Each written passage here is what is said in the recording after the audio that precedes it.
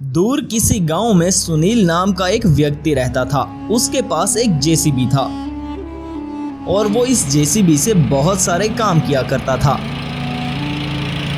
जैसा कि जंगल में जाकर पेड़ उखाड़ देता, जेसीबी से बड़े बड़े गड्ढे खोदता था और उससे बहुत सारे पैसे कमा लेता था। इस तरह उसका जीवन बहुत अच्छा गुजर रहा था। ये जेसीबी सुनील के पिताजी ने उसे दिया था और कहा था, बेटा तुम इस जेसीबी को संभाल कर रखना और कभी मत बेचना, चाहे ये जितना भी पुराना क्यों ना हो जाए। तब सुनील ने हैरानी से पूछा, आप ऐसा क्यों कह रहे हैं पिताजी? आखिर इस जेसीबी में ऐसी क्या खास बात है? तब सुनील के पिताजी ने बताया, बेटा ये हमारे पुरखों की बनाई हुई जेसीबी है और मैंने देखा है कि ये एक मैजिकल जेसीबी है जो वक्त आने पर एक रोबोट का रूप ले लेती है। ये सुनकर तो सुनील हंसने लगता है और कहता है, अरे ये आप क्या मजाक कर रहे हैं पिताजी? क्या कभी आपने इस जेसीबी को एक रोबोट में बदलते देखा है? नहीं बेटा, मैंने खुद अपनी आंखों से तो नहीं देखा, लेकिन ये मैंने अपने पिताजी से सुना था। सुनील अपने पुराने जेसीबी को एक साधारण जेसीबी समझता था और एक दिन वो सोचता है, क्यों ना मैं इस जेसीबी को बेचकर एक नया जेसीबी खरीद लूं, क्योंकि ये जेसीबी अब बहुत पुराना हो चुका है। ये सुनते ही वो जेसीबी बोलने लगता है और कहता है, नहीं मालिक, आप मुझे मत बेचिए, मैं आपके बहुत काम आ सकता हूँ। ये सुनकर सुनील बहुत डर जाता है। तब वो जेसीबी एक रोबोट में बदल जाता है और सुनील से कहता है, सुनील तुम मुझसे डरो मत, मैं तुम्हें कोई नुकसान नहीं पहुंचाऊंगा, बल्कि मैं तो तुम्हारी रक्षा करूंगा। तब सुनील ने रोबोट से कहा, अरे ये तुम रोबोट में कैसे बदले? क्या तुम में कोई आत्मा है? तब वो रोबोट कहता है, नहीं मुझ में कोई आत्मा नहीं है, मैं एक मैजिकल जेसीबी हूँ जो तुम्हारे दादा को मिला था, तब से मैं आपके परिवार की रक्षा कर रहा हूँ। ऐसा कहते ही वो रोबोट फिर से एक जेसीबी में बदल जाता है। ये देखकर सुनील को भी यकीन हो चुका था कि मेरे पिताजी ठीक कह रहे थे। पास ही के एक शहर में अजय नाम का एक साइंटिस्ट रहता था और वो एक लालची और गद्दार साइंटिस्ट था। वो हमेशा से उस शहर पर राज करना चाहता था, इसलिए वो अपनी लैब में उल्टे सीधे एक्सपेरिमेंट किया करता था। ये इन्फॉर्मेशन एक पुलिस ऑफिसर को मिलती है और वो अजय से कहता है, मैंने सुना है तुम अपनी लैब में बहुत खतरनाक एक्सपेरिमेंट कर रहे हो, जिससे हमारे शहर को खतरा हो सकता है, इसलिए अब तुम्हें अपनी लैब यहाँ से किसी और जगह शिफ्ट करनी पड़ेगी। मैं तुम्हें सिर्फ 10 दिन का समय देता हूँ। ये सुनकर अजय बहुत परेशान हो जाता है और कहता है, अरे इस पुलिस वाले ने तो मेरा सारा प्लान ही चौपट कर दिया, अब मुझे कोई और जगह ढूंढनी पड़ेगी। अगले दिन वो साइंटिस्ट उसी गांव में आता है जहां सुनील रहता था। वो गांव के सरपंच के पास जाता है और कहता है, सरपंच जी मुझे इस गांव में कुछ ज़मीन चाहिए, मैं यहां अपनी लैब बनाना चाहता हूं। ये सुनकर सरपंच ने कहा, बेटा इस गांव वाले ज़मीन को अपनी माँ समझते हैं, यहाँ तुम्हें कोई ज़मीन नहीं देगा। तब वो साइंटिस्ट कहता है, ये गांव शहर के बहुत पास है, मैं आप सबको मुँह मांगी कीमत दे रहा था, फिर भी मुझे इस गांव वालों ने ज़मीन नहीं दी, अब मैं इस गांव को तबाह कर दूंगा। अजय अपनी लैब में वापस आकर सोचने लगता है कि आखिर इस गांव में ज़मीन कैसे ली जाए। तब उसे एक आइडिया आता है और वो कहता है, क्यों ना मैं एक ऐसा रोबोट बनाऊं जो बहुत ज़्यादा शक्तिशाली हो, फिर पुलिस भी मेरा कुछ नहीं कर पाएगी और गांव वालों से भी अपना बदला ले लूँगा। साइंटिस्ट की लैब में रोबोट बनाने के बहुत सारे फार्मूले थे। वो इन सभी फार्मूलों का इस्तेमाल करता है, जिससे एक बहुत ही भयानक राक्षस जन्म लेता है। साइंटिस्ट उस राक्षस को अपने कंप्यूटर से कंट्रोल कर लेता है। बोलिए सर, मैं आपके लिए क्या कर सकता हूँ? बोलिए मेरे आका, मैं आपके लिए क्या कर सकता हूँ? वहाँ सुनील अपनी जेसीबी पर एक जंगल में जा रहा था। उसे कुछ डाकू जंगल की तरफ जाते हुए देख लेते हैं। तब एक डाकू कहता है, अरे हम सब जाकर इस आदमी से जेसीबी छीन लेते हैं, फिर शहर जाकर उस जेसीबी को कबाड़ की दुकान में बेच देंगे। ये सुनकर दूसरे डाकू ने कहा, हाँ हाँ ये आदमी तो बिल्कुल अकेला है, हमारा क्या करेगा? तब वहाँ खड़ा एक बूढ़ा डाकू कहता है, अरे नहीं नहीं बेटा, मैंने सुना है इस लड़के के पास जो जेसीबी है ना, वो एक मैजिकल जेसीबी है जो एक रोबोट में भी बदल जाता है।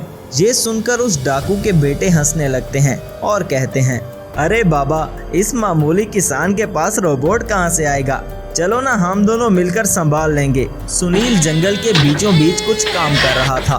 तभी वो डाकू आकर सुनील पर अपनी बंदूक तान लेते हैं और एक डाकू कहता है, तुम अपना ये जेसीबी हमारे हवाले कर दो, वरना हम तुम्हें जान से मार डालेंगे। आपसे ये जेसीबी हमारा हुआ, दफा हो जाओ यहाँ से। ये सुनकर सुनील अपने जेसीबी रोबोट से कहता है, जेसीबी तुरंत एक रोबोट में बदल जाओ और मेरी रक्षा करो। तुरंत वो मैजिकल जेसीबी एक रोबोट में ट्रांसफॉर्म हो जाता है। ये सुनकर वो बूढ़ा डाकू कहता है, अरे मैंने बोला था ना, वो एक रोबोट जेसीबी है, अब भुगतो अपनी सजा। ऐसा कहकर वो वहां से भाग जाता है। जेसीबी रोबोट उन दोनों डाकुओं को पकड़कर पुलिस के हवाले कर देता है। वहां वो अजय नाम का साइंटिस्ट अपनी लैब में खतरनाक मॉन्स्टर से कहता है, मॉन्स्टर तुम जाकर पूरे शहर में तबाही मचा दो, सब लोगों को तुमसे डरना चाहिए और पुलिस को भी तुम्हारे आगे नहीं आना चाहिए। मॉन्स्टर अब शहर में आ चुका था।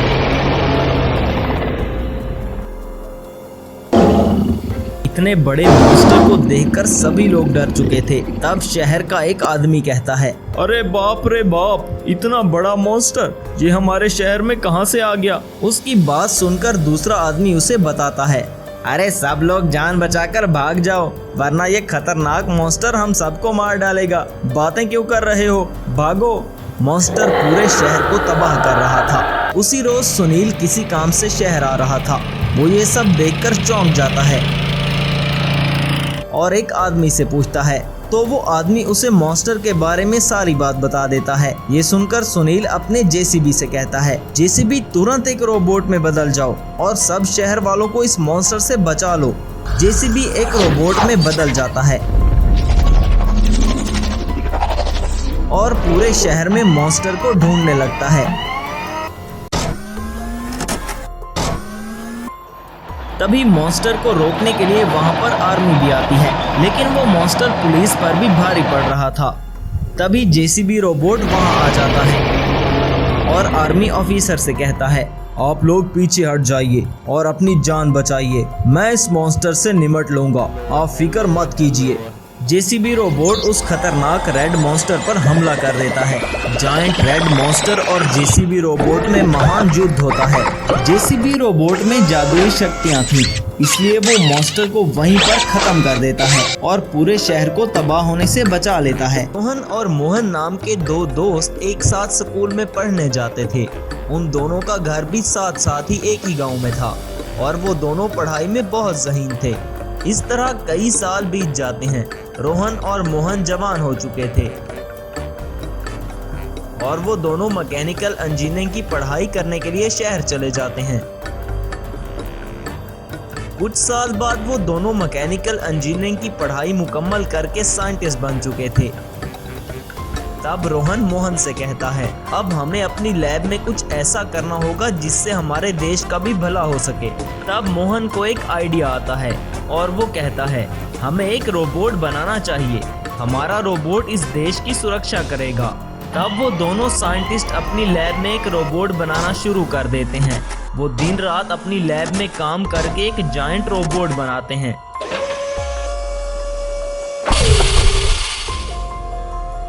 रोबोट बनने के बाद मोहन कहता है, हमें इस रोबोट को आर्मी के पास ले जाना चाहिए, हमारा ये रोबोट आर्मी के साथ मिलकर हमारे देश की रक्षा करेगा।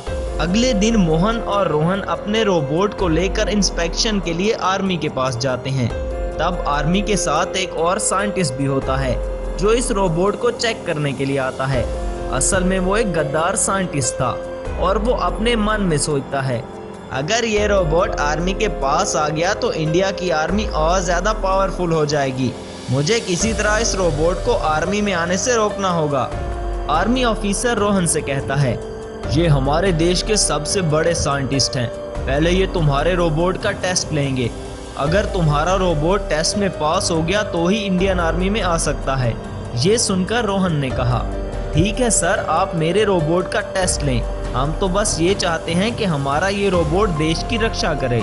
गद्दार साइंटिस्ट रोहन के रोबोट का टेस्ट लेने लगता है। तब वो साइंटिस्ट रोहन से कहता है, तुम अपने इस रोबोट से कहो कि मुझे मारे। ये सुनकर रोहन ने कहा, अरे ये आप क्या कह रहे हैं सर, रोबोट आपको क्यों मारे? तब वो साइंटिस्ट कहता है, जो मैं कह रहा हूँ वो करो। रोहन अपने रोबोट से उस साइंटिस्ट पर हमला करने के लिए कहता है। रोबोट उस साइंटिस्ट पर हमला कर ही रहा था।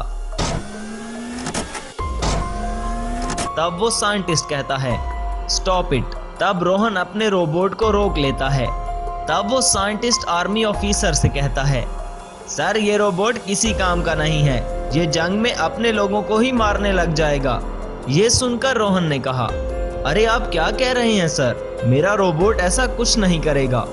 तब वो साइंटिस्ट कहता है, तुमने देखा नहीं अभी तुम्हारे रोबोट ने मुझ पर हमला किया, क्या मैं इसका दुश्मन हूँ?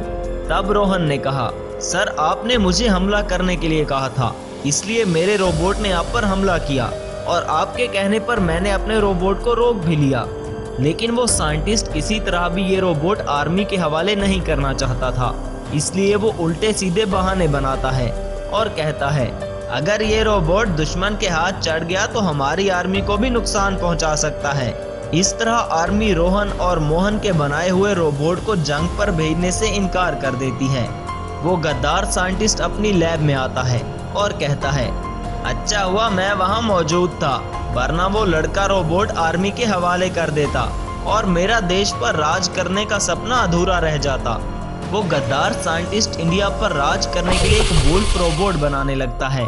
वो इंडिया का सबसे बड़ा साइंटिस्ट था और उसके पास बहुत सारी दौलत थी, इसलिए वो बाहर से वुल्फ रोबोट के लिए ऐसा सामान मंगवाता है जिससे वुल्फ रोबोट बहुत ज़्यादा शक्तिशाली बन सके। आखिरकार वो एक वुल्फ रोबोट बना ही लेता है। तब वो वुल्फ रोबोट को देखकर कहता है, ये वुल्फ रोबोट मेरा बरसों पुराना सपना पूरा करेगा। अब मैं इस शक्तिशाली वुल्फ रोबोट से लोगों में आतंक फैलाकर उनको डराऊंगा और फिर इन सब लोगों से अपनी ताकत से राज करूंगा। अब मुझे अपने मकसद में कामयाब होने से कोई नहीं रोक सकता। गद्दार साइंटिस्ट अपने वुल्फ रोबोट को उस गांव में भेजता है जहां रोहन और मोहन रहते थे। साइंटिस्ट अपने वुल्फ रोबोट के जरिए रोहन और मोहन के बनाए हुए रोबोट को भी खत्म करना चाहता था, ताकि वो अपने वुल्फ रोबोट के जरिए इस पूरे देश पर राज कर सके। वुल्फ रोबोट उस गांव में आकर लोगों के घरों को तोड़ने लगता है। उसे देखकर सभी लोग डर के मारे यहाँ वहाँ भागने लगते हैं।